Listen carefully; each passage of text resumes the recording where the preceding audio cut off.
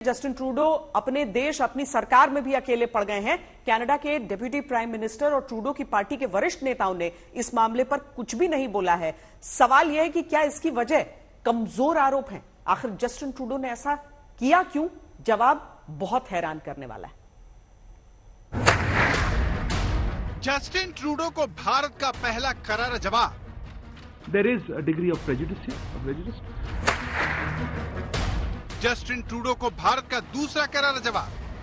To us, it seems or it appears that these allegations by the government of Canada are primarily politically driven. Justin Trudeau को भारत का तीसरा करारा जवाब। कह रहे हैं कि वहां पे जो एक्सट्रीमिस्ट हैं, जो टेररिस्ट हैं, जो ऑर्गेनाइज्ड क्राइम पे इन्वॉल्व हैं, उनको हम चाहते हैं कि उस पर एक्शन लिया जाए। कैनेडियन गवर्नमेंट नहीं ले रही है। करीब पौन घंटे की प्रेस कॉन्फ्रेंस में विदेश मंत्रालय के प्रवक्ता ने कनाडा के प्रधानमंत्री जस्टिन ट्रूडो को धो डाला। भारत पर बिना सोचे समझे इल्जाम लगाने पर इतना कुछ सुनना पड़ेगा, ये जस्टिन ट्रूडो ने सपने में भी नहीं सोचा होगा। If there is any country, if you're talking about reputational issues and reputational damage, if there's any country that needs to look at this, I think it is Canada and its growing reputation as a place, as a safe haven for terrorists, for extremists and for organized crime, and I think that's a country that needs to worry about its international reputation. Justin Trudeau भले ही चुप हो, लेकिन Canada में उन पर सवाल उठ रहे हैं। कहा जा रहा है कि भारत पर इतने गंभीर इल्जाम लगाकर ट्रूडो चीन को फायदा क्यों पहुंचा रहे हैं। ये देखिए, ये कनाडा का नेशनल पोस्ट अखबार है, जिसमें जस्टिन ट्रूडो और चीन के रिश्तों के बारे में विस्फोटक जानकारी दी गई है। चीन को होने वाले फायदे की वजह बताई गई। इससे यहाँ पर यह भी सवाल उठता है कि क्या भारत की छवि को नुकसान पहुँचाने के लिए जस्टिन ट्रूडो के पीछे चीन तो नहीं है, जो भारत की उभरती शक्ति से घबराया हुआ है, G20 की कामयाबी को पचा नहीं पा रहा। अब ये देखिए, ये पिछले G20 की तस्वीरें हैं, जब शी जिनपिंग को जस्टिन ट्रूडो को फटकारते हुए सारी दुनिया ने देखा। तस्वीरें देखकर भले ही आपको दोनों के बीच रिश्ते तल्ख लगे, लेकिन आप ये जानकर हैरान रह जाएंगे कि चीन पर इल्जाम है कि उसने कनाडा के चुनावों में दखलंदाजी करके जस्टिन ट्रूडो को एक नहीं बल्कि दो बार जिताया।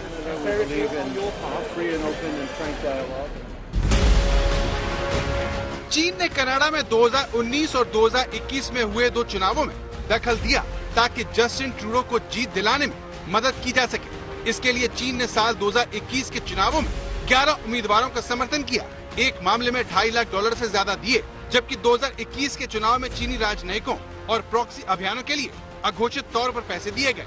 इस मामले को लेकर कनाडा की खुफिया एजेंसी के प्रमुख डेविड विग्ने अर्ल्ट का भी बयान सुन लीजिए, जो चीन की कम्युनिस्ट पार्टी के यूनाइटेड फ्रंट वर्क डिपार्टमेंट को कनाडा के चुनाव में दखलंदाजी के लिए घेरते हैं। सबसे अहम बात यह है कि चीन की सत्ताधारी पार्टी के इस विभाग के पास चीन के विदेश मंत्रालय से ज्यादा बजट होता है।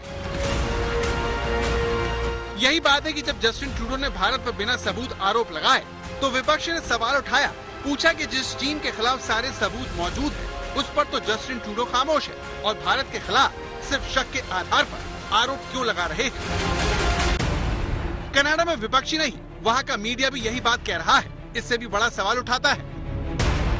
कनाडा का अखबार नेशनल पोस्ट लिखता है, जस्टिन ट्रूडो पर चीन से साठगांठ करके चुनाव जीतने का आरोप लग रहा है। इस आरोप के जवाब में जस्टिन ट्रूडो खुफिया रिपोर्ट पर ही सवाल उठाते हैं, उसे ठीक नहीं मानते, जबकि कनाडा में चीन के पुलिस स्टेशन होने की बात सामने आ चुकी है, जिसका काम कनाडा में चीन की सरकार के विरोधियों को वापस चीन भेजकर जेल में डालना है। इस मामले पर जस्टिन ट्रूडो ने चुप्पी साध रखी है। वो बस यही कहते हैं कि ये मामला गंभीर है। जस्टिन ट्रूडो चीन पर खुफिया रिपोर्ट को खारिज करते हैं और खुफिया इनपुट के आधार पर भारत पर इतना गंभीर इल्जाम लगाते हैं, वो भी अब।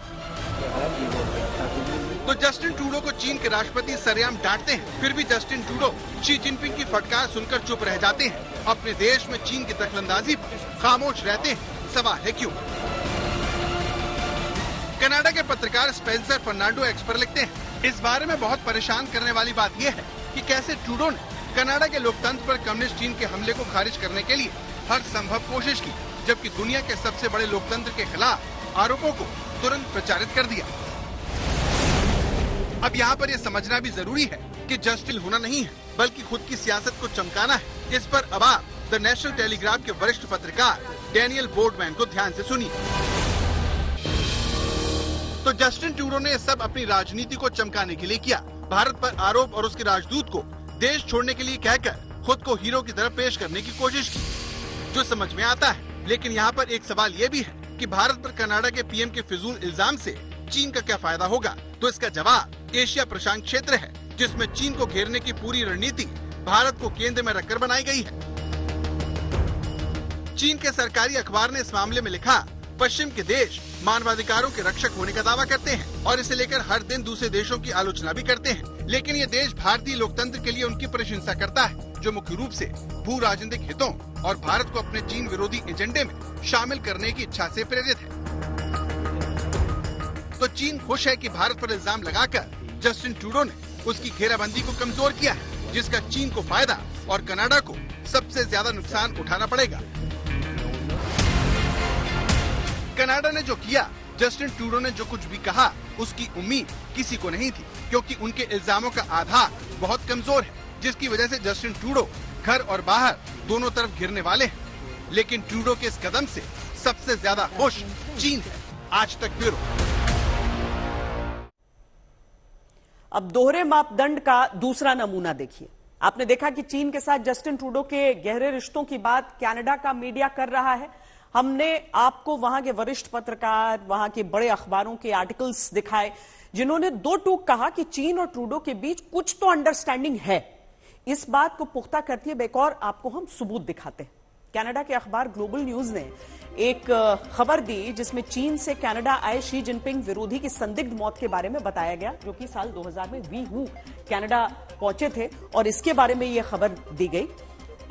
साल भर के अंदर मौत हो गई उनकी। चीन के इस नागरिक की मौत पर उनके दोस्तों ने सवाल उठाए, लेकिन उसकी मौत के 2 साल बाद कनाडा में जांच हुई।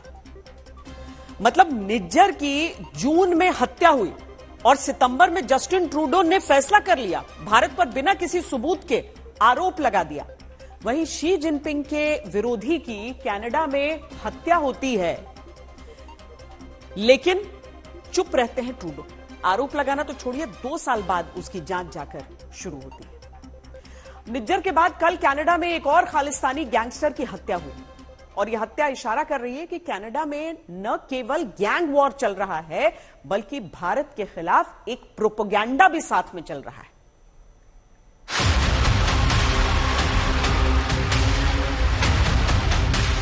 कनाडा और भारत के बीच आज की तारीख में इतना तनाव क्यों हो गया? क्यों कनाडा अपने पाप का घड़ा भारत के ऊपर फोड़ रहा है?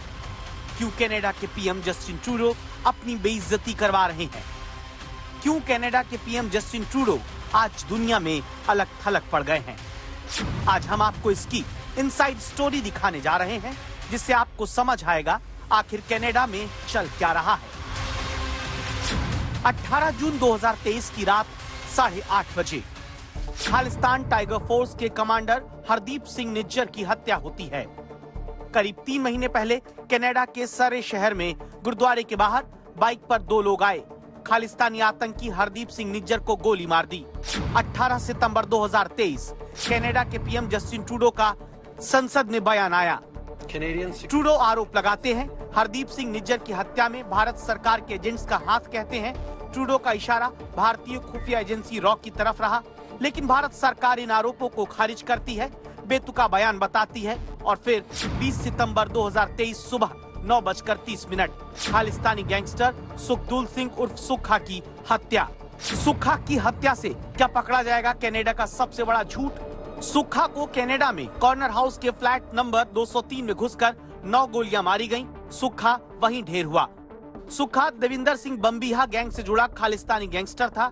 सुखा खालिस्तानी गैंगस्टर अर्श डाला का राइट हैंड माना जाता था। जैसे ही कनाडा में सुखा की हत्या की खबर फैली, अचानक से सोशल मीडिया पर एक पोस्ट सामने आई। ये पोस्ट पंजाब की जेल में बंद गैंगस्टर लॉरेंस बिश्नोई के नाम से बने अकाउंट से लिखी गई। अब इस पोस्ट को ध्यान से देखिए। हाँ जी, सत श्री अकाल, राम राम सभी को। ये जो सुखा दुनु के जो बम्बिहा ग्रुप का इंचार्ज बना फिरता था, उसका कनाडा के विनिपेग सिटी में जो मर्डर हुआ है, उसकी जिम्मेदारी लॉरेंस बिश्नोई ग्रुप लेता है। ये हीरोइन एडिक्ट नशेड़ी ने सिर्फ अपने नशे को पूरा करने के लिए पैसों के लिए बहुत सारे घर उजाड़े थे। हमारे भाई गुरलाल बराड़, विक्की मिद्दू खेड़ा के कत्ल में इसने ही बाहर में बैठकर सब कुछ करवाया। पर अब इसके किए हुए पापों की सजा इसे मिल गई है। बस एक ही बात कहनी है, अब जो भी दुक्के के अभी तक रह गए हैं वो जहां मर्जी भाग लें, दुनिया के किसी भी देश में चले जाएं। ये ना सोचें कि हमसे दुश्मनी लेकर बच जाओगे। टाइम जरूर कम ज्यादा लग सकता है, पर एक एक को सजा मिलेगी अपने किए हुए कर्मों की। रब रखा। वाहे गुरु जी का खालसा, वाहे गुरु जी की फतेह। जय महाकाल, जय श्री राम। ये पोस्ट बताती है कि सुखा की हत्या गैंगवॉर में हुई। आपको ये भी बता दें कि लॉरेंस बिश्नोई और कनाडा में छुपे बैठे गैंगस्टर गोल्डी बराड की दोस्ती है। लॉरेंस बिश्नोई ने अपने फेसबुक अकाउंट से सुखा की मौत की जिम्मेदारी ली। इससे एक बात साबित हुई कि कनाडा में बड़ा गैंगवॉर चल रहा है।